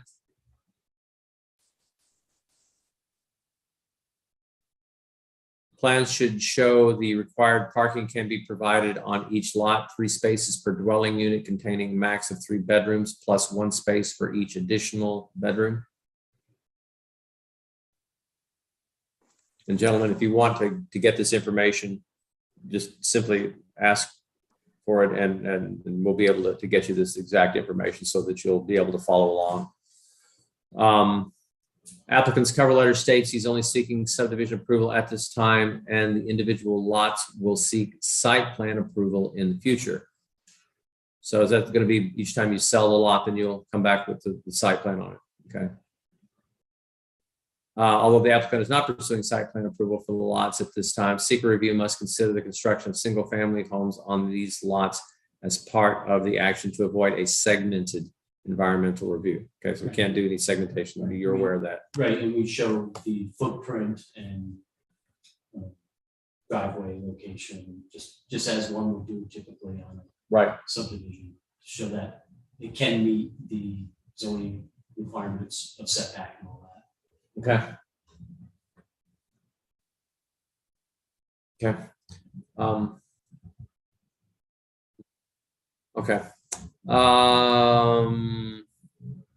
Subdivision site note number 1 currently states as follow: the houses, driveways, grading, and rain gardens shown herein for each lot depict a potential layout that are in accordance with the zoning code for setbacks.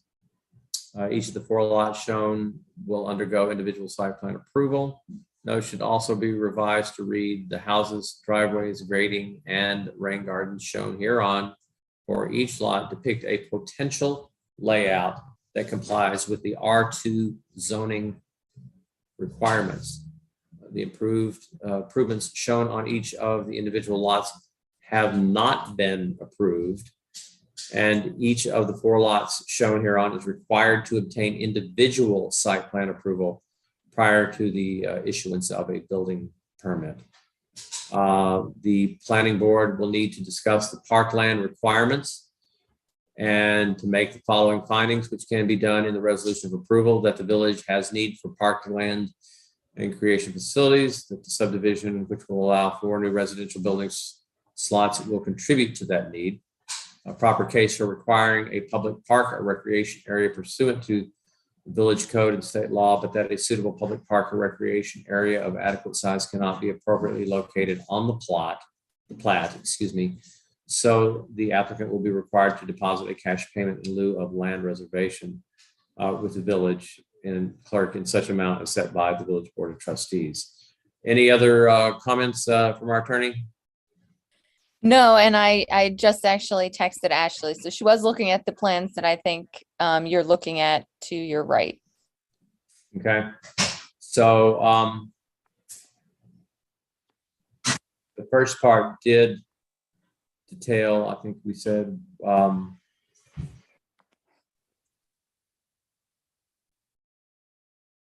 something that was already, we already had, so.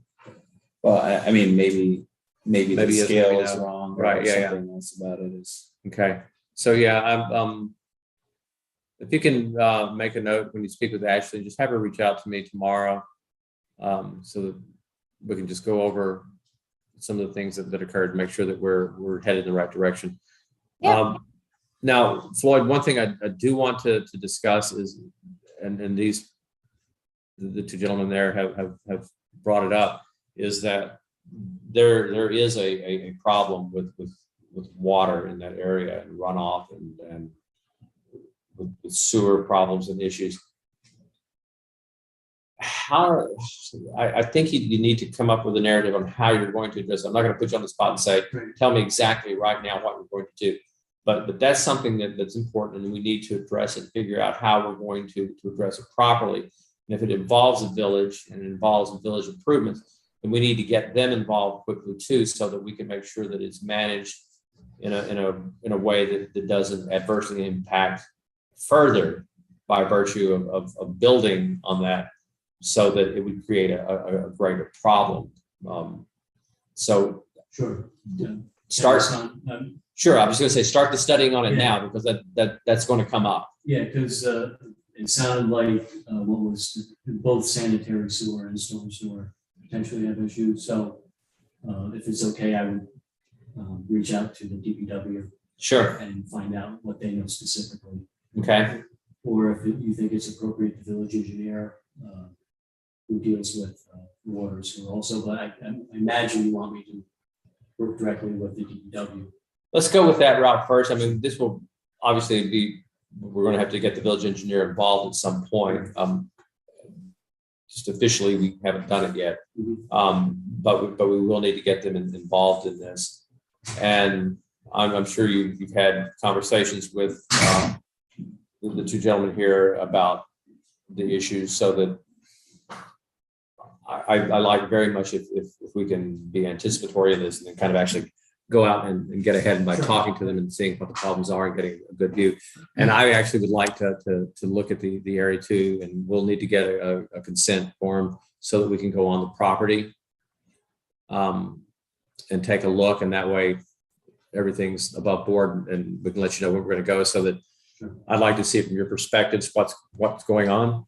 So I will try to set, you can reach me through autumn, and I'll look at my schedule and see if there's a time when I can scoot away from work and take a look at it, or maybe it's light still in the evening now. So maybe we can do something in the evening, because I want to see exactly what you're looking at. Yep. If you would like to come, if Rachel would like to see that as well, then that way we can get a good true firsthand view of it. Okay? We want to get this out ahead so that it doesn't become a problem later on in the process. Okay? Excuse me. Yes, sir. I live across the street. I'm at 37 Prospect. My name is Mark. I can see that he does have. Oh, a sorry. photo. 37 Prospect Street. Yes. So about the flooding, it floods. So Okay. really bad. So from what I understand, they were supposed to put in sidewalks and redo the drainage and the stormwater. Is that going to happen? Don't know. I mean, quite honestly, this is the first I've heard of it. When the application is now before us, this is the first I've really heard of the It's issue. Although horrible. I knew there was there. I haven't heard of it to what extent it's a problem until I've been recently alerted. Okay. Have you guys talked to the DPW? Yeah, I mean, look, I was told years ago that we had got a grant or something to fix the sewers, the sanitary sewer. Right. I expected the street to be ripped up and that be replaced, and that has never happened. That was supposed to be this year. Okay, and then the storm sewer separately floods, and though they've come out a few times, the village has, but Perry knows, the way that gets handled is I go out there with a rake and I rake out the drain so that will suck down but otherwise it's a lake, Prospect Street's a lake there, so I don't think there's any active plans to do any more than they've already done. Okay. Same here. Okay. I have two stormwater runoffs. One's like on the border of my property and the next property, and one's basically about the same thing. So I scoop out all the leaves and everything, I put on my boots, I scoop everything out, but still is like, a river of water. So my next thing is I just bought this house last year. So I've been here for about a year, a little bit more. I'm going to find out if I'm in a floodplain and why my real estate agent hasn't said anything. Well, That's how much certainly an water I issue get in that- my property. See, that's certainly an issue that you can bring up and you can speak to your realtor about it and the like. But what I want to do is we've gathered some comments now and I have an initial understanding, a very basic understanding of the problem. I don't know the intensity or the depth of it, but I want to go out and take a look. Horrible. And then I think engaging with Department of Public Works is appropriate. And I think Or the village board, they would probably have more information about those sewer improvements. Yeah.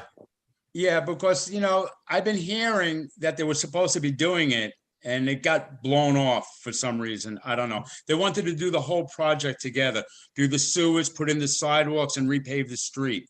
Because all it is like one big pothole. It's like Plattekill that was like a couple of years ago, Okay. So it's the same thing. And, it's not like a main street, but, it's kind of like a cut through street. Right. If you want, you could come by my property, do a drive-by, go in the backyard. It's still like a little lake back there. And this was from yesterday. Okay. I know Matt was there yesterday cleaning out his sewer because his apartments flooded out, I think, a couple of weeks ago in the last storm. Okay. Well, again, ask Autumn. I need to make sure that we get this signed first. It gives me authorization to go on his property. I can't just walk onto to his property. You could come on my property. It's public record. Okay, but then, which is fine. But if you can reach out to me tomorrow, I can look at the schedule, and if we can work through Autumn, I'll give her the dates that I had times I have available. She'll let me know if we can agree on one, and I'll be very happy to come out there and look. Zach will be happy to go out there and look. I know Rachel would as well. Tom probably, and Dennis when he comes back to see what's going on. And Sure, not a problem. How can I get in touch, or how if you call the village, and it'll have a phone mail system that you can go through, which will lead you to our project coordinator, and has office hours, and if she's not there, she does return calls that are left on her message, and she will just then, the planning board?